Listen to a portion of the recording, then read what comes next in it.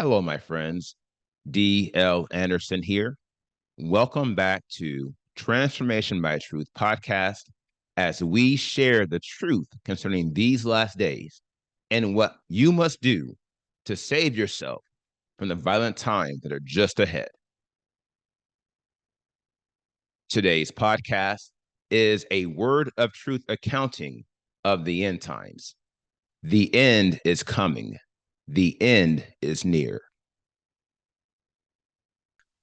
Today's podcast is entitled End Times 363, The Power of Mastery, the baseline for your spiritual education. The podcast objectives are: take a closer look at the relationship between faith and obedience, analyze the only way we can move forward in our quest for holiness, and reveal what happens when we fail to achieve spiritual mastery. This lesson contains timelines and other visuals. Therefore, if you are listening to the podcast, I advise you to watch the video version on our website or YouTube, or request a PDF of the lesson so you can add the visual effect. You cannot have one without the other. Shalom, my beloved brothers and sisters, and welcome to day 120 of our exposition of lawlessness. In the most recent podcast, we completed our analysis of the progression of disobedience, confirming it is aligned with the progression of doubt. As you would expect, the relationship between disobedience and doubt is parallel to the relationship between faith and obedience, i.e., their counter objectives. We can see this by observing the models of the mountain of lawlessness and the pinnacle of holiness. As you can see by the diagram to the left, the pinnacle of holiness is illustrated by ascending levels and intervals. The levels are faith through love, and the intervals are obedience through mercy. Now, as you have learned from prior podcasts, each interval is an extension of its preceding level. In the case of obedience, it is an extension of faith, for faith directly precedes obedience, as you can see by the model of the pinnacle of holiness. On this wise, obedience represents the series of tests that are designed to validate our mastery of faith, which is required for us to reign over doubt. And thus, obedience cannot exist apart from faith. Quite the contrary, the intent of our obedience is to demonstrate the power, i.e., content, of our faith in Elohim. To it, we become doers of the word of truth we have heard. Ergo, where there is no faith, there can be no obedience. And where there is no obedience, there can be no faith. Lo, you cannot have one without the other. The only way to progress your quest.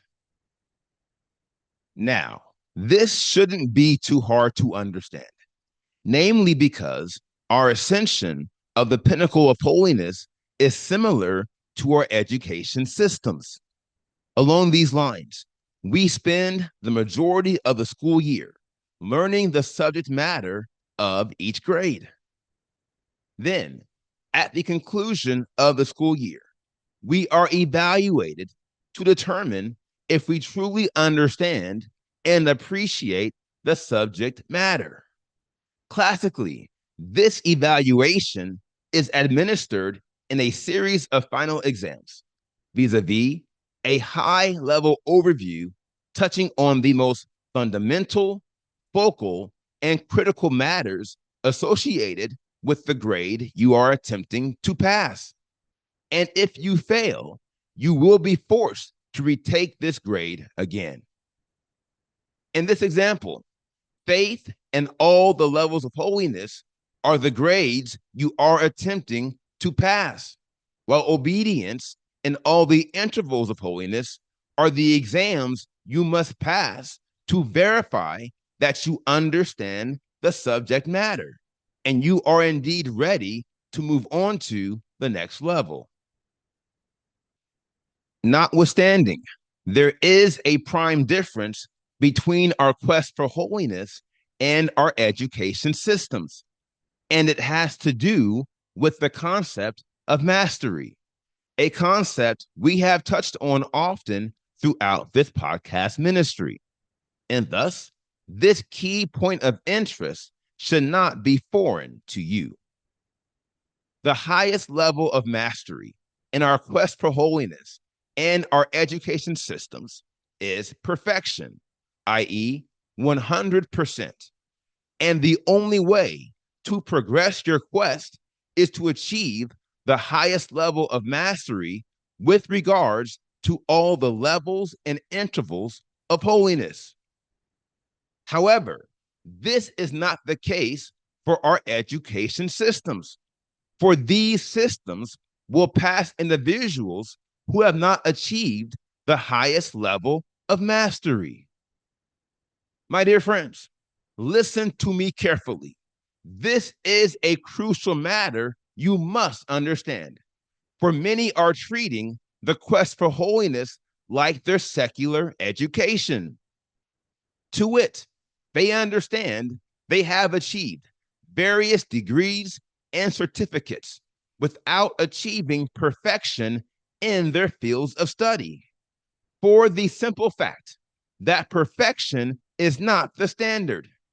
Quite the contrary, the standard in most, if not all, education systems is a predefined range of imperfection. Therefore, all you have to do is achieve a predefined level of proficiency corresponding to a wide range of numerical values, all of which are equated to imperfection. Plainly speaking, you could get any score from 70 to 100 and technically be proficient enough to move on to the next grade. Ergo, the person who scores a 70 would receive the same degree as the person who scores 100. They would both pass, as would everyone else who scored in that range. Now, the reason why this model cannot be applied to our quest for holiness is sure, and I will offer it as an inflection point. I advise you to consider it carefully and bookmark it if you are led. Our continued mastery of any degree of holiness will result in the full elimination of its corresponding degree of lawlessness. The reason why this is so critical is sure, vis-a-vis, we cannot reign over any degree of lawlessness if we do not eliminate it completely. And we cannot eliminate lawlessness completely apart from spiritual mastery.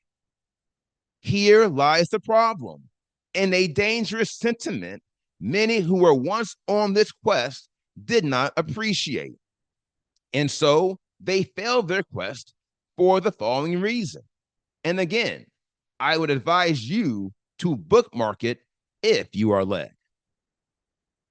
The degree of lawlessness you fail to eliminate completely will grow and eventually become more than you can handle.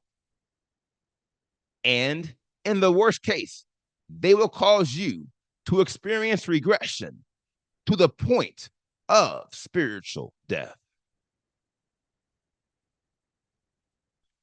Your sin has found you out.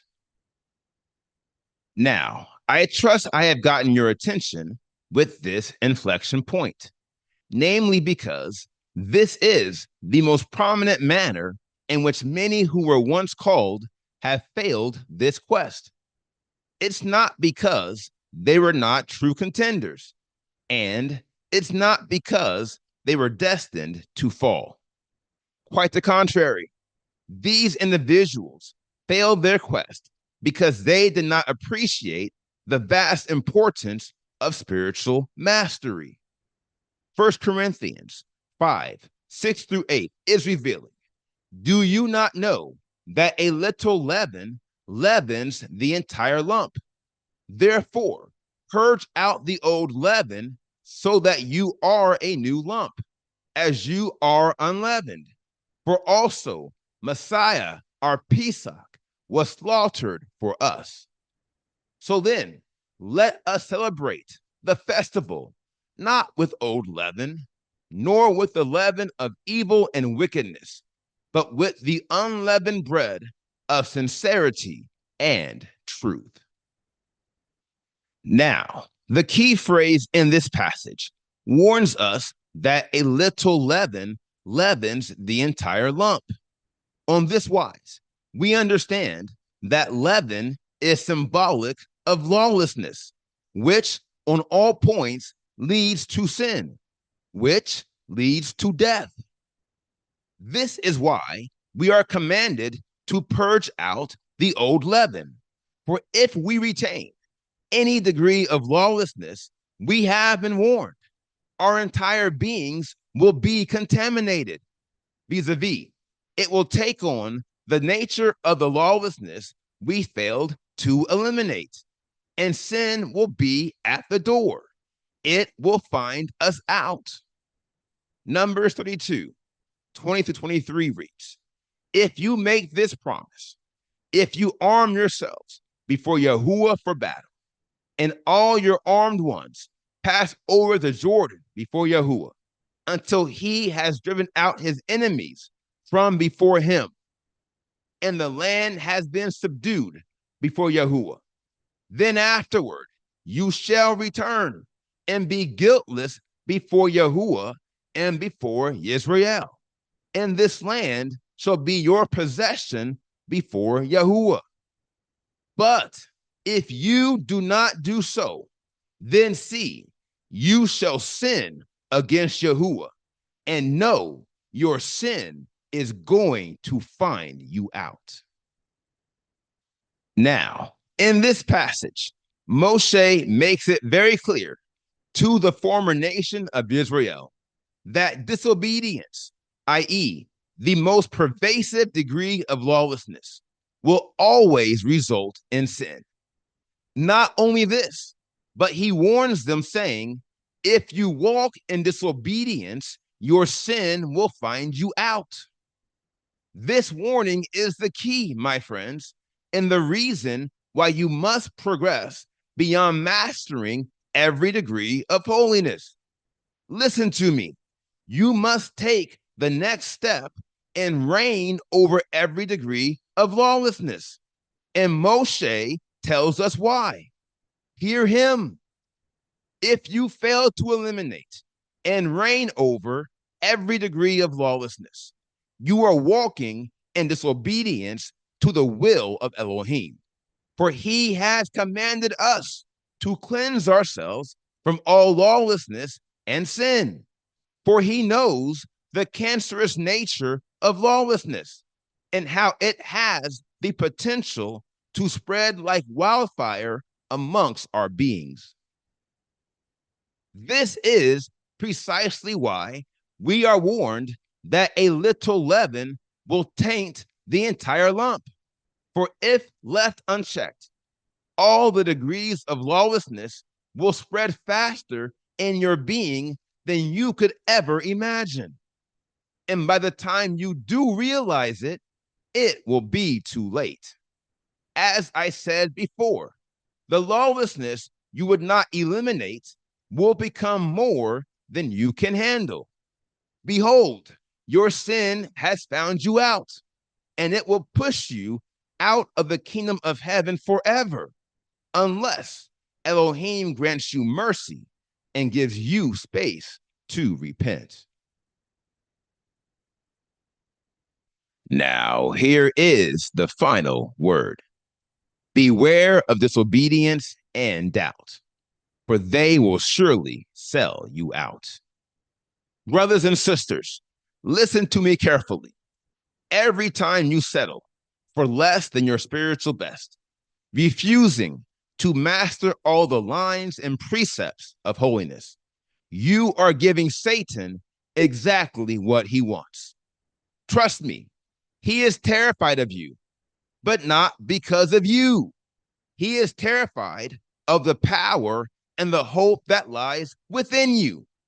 But only if you use the power Elohim has given you, beginning with the power of hope. Here lies the inflection.